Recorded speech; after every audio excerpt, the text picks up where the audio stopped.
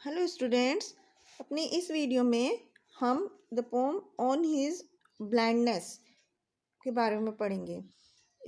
इसको John Milton ने लिखा है और इसमें जो स्पीकर है, जो कवि है, वो ही अपने बारे में सोचता है, अपने जीवन के बारे में बताता है।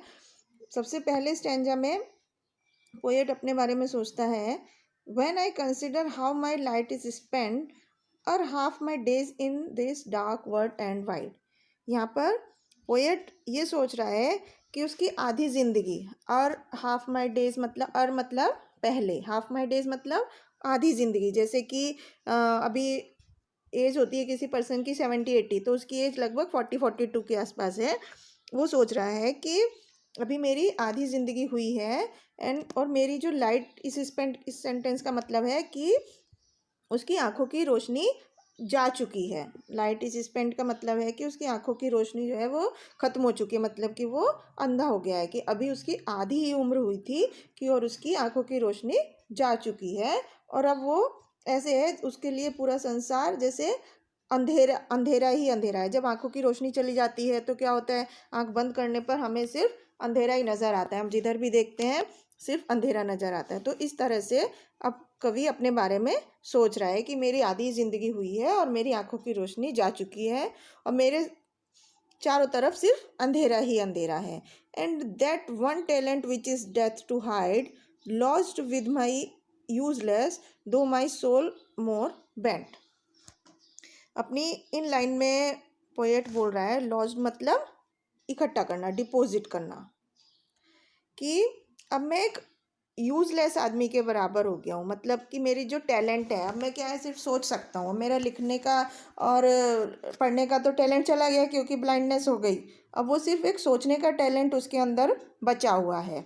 तो अब वो कह रहा है कि मुझे उसे छुपाना मतलब मरने के समान है, कि अगर मैं अपने सोचने वाले टैलेंट को छुपाता हूँ तो वो एकदम मौत के बराबर होगा जो मेरे अंदर दफन है। और वो यहाँ पर अपने आप को बहुत ही हेल्पलेस फील कर रहे हैं, अपनी इंटेंशन के बारे में बता रहे हैं कि मुझे बहुत हेल्पलेस फील हो रहा है कि मेरे अंदर अब जो सिर्फ सोचने का टैलेंट बचा है, अब मैं उसे किस तरह से उससे काम करूं। अगले स्टेंजा में पोएट बोलते हैं, to serve therewith my maker. यहाँ पर माई मेकर का मतलब है भगवान से। किसने बनाया है सबको? भगवान ने बनाया। तो यहाँ पर पोएट जो है वो भगवान से कहता है कि मैं अपनी भगवान की किस तरह से सेवा करूँ, कि मतलब मेरे कर्म के खातों में, माई ट्रू अकाउंट मतलब जो कर्म के खाते होते हैं, कि मतलब जो अच्छे काम करते हैं हम, भगवान उनका फल हमें देते हैं। तो अब मेरा वो कहता है कि मेरी जो ब्लाइंडनेस है वो मेरे रास्ते में आ गई है। अब मैं किस तरह से अपनी जो मेरा एक छुपा हुआ टैलेंट बचा हुआ है सिर्फ सोचने का, अब मैं उसको किस तरह से उस सेवा करूं। क्या भगवान मुझसे चाहते हैं कि मैं अभी भी इस स्थिति में भी उनकी सेवा करूं, मतलब अच्छे कर्म किस तरह से करूं। पोएट सोच रहा है कि भगवान उसका कंट्रीब्यूशन किस तरह से चाहते हैं अभी, कि लेस्ट ही रिटर्निंग चाइल्ड। चाइल्ड मतलब डांटना, कि क्या भगवान उसे डांटेंगे पोएट को कि जब वो भगवान के पास जाएगा मरने के बाद, कि उसने अपनी टैलेंट का यूज़ नहीं किया।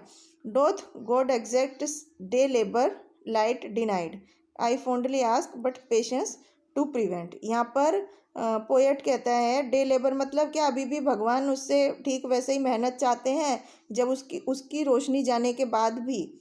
लाइट डिनाइड मतलब उसकी रोशनी जा चुकी है, उसके बाद भी, मतलब ब्लाइंडनेस के बाद भी भगवान उससे वैसे ही मेहनत चाहते हैं। यहाँ पर कवि अपने आप से भगवान के बारे में प्रश्न कर रहा है, कंप्लेंट कर रहा है। अब नेक्स्ट स्टैंजा में उसका पेशेंस, उसका जो धैर्य है वो जवाब देता है, अपने आप को ही पोएट जवाब देता है, बोलता है दैट मर्मर सून रिप्लाइज। जो मरमर मतलब जो वो उसकी कंप्लेंट्स हैं वो खुद उसको जवाब देती हैं, बोलती हैं गॉड डोथ नॉट नीड। भगवान को उस सब की ज़रूरत नहीं है कि कोई आदमी कितना काम करता है या भगवान को किसी के गिफ्ट की ज़रूरत है, ऐसा नहीं है। जो कोई भी इंसान जो कोई काम कर रहा है वो अपनी पूर्ण क्षमता के साथ करे। जैसे कि बियर हिज माइल्ड योक दे सर्व हिम बेस्ट।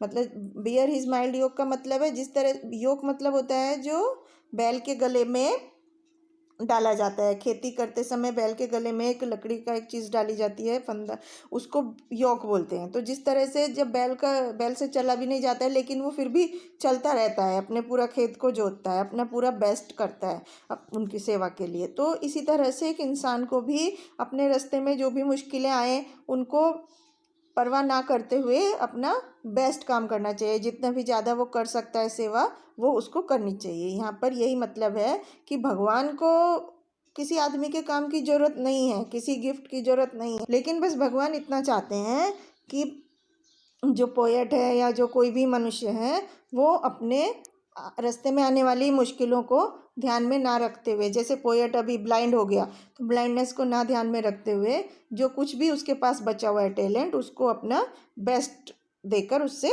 काम करे। हिज स्टेट इज़ किंगली, उनकी जो स्थिति है भगवान की, वो एक राजा के समान है। राजा को क्या होता है, सिर्फ पूरी प्रजा की देखभाल करनी होती है, पूरे दुनिया की देखभाल करनी होती है। Thousands at his bidding speed and post other land and ocean without rest. They also serve who only stand and wait. और पोएट यहाँ पर बोलता है कि वो खुद को कह रहा है कि मैं खुद भी अंधेपन को, अपनी जो ब्लाइंडनेस है उसको अपने रास्ते में नहीं आने देना चाहता हूँ। और भगवान जो है वो सिर्फ मेहनत चाहते हैं, वो सिर्फ ये चाहते हैं कि कोई भी इंसान जो है वो अपना बेस्ट काम करे, कोई भी अपने आप को असहाय ना महसूस करे, और जो भी काबिलियत उसके पास बची हुई हैं उन सब से पूरी दुनिया की सेवा करे। सिर्फ भगवान यही चाहते हैं।